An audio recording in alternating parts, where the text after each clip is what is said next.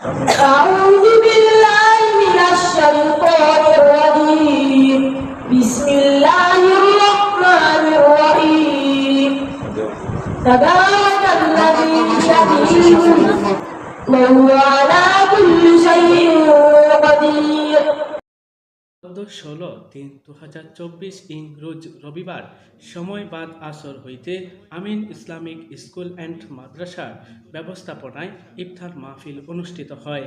মাদ্রাসার হিফজ ও নাজরা বিভাগের শিক্ষার্থী মাসব্যাপী ইফতার করলেও গত রবিবারে ইফতারের আয়োজন ছিল ভিন্ন। কর্তৃপক্ষের সাথে আলাপকালে জানা যায় ওই দিন ইফতারে অংশ নেয় প্রায় 5 শতাধিক মানুষ।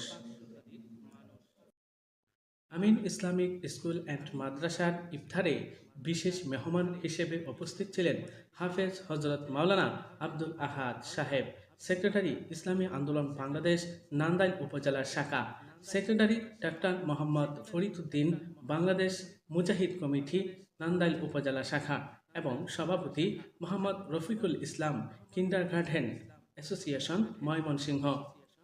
আরও উপস্থিত ছিলেন শিক্ষার্থী, শিক্ষক, অভিভাবক, সুধী, সাংবাদিক ও এলাকার গণ্যমান্য ব্যক্তিবর্গ।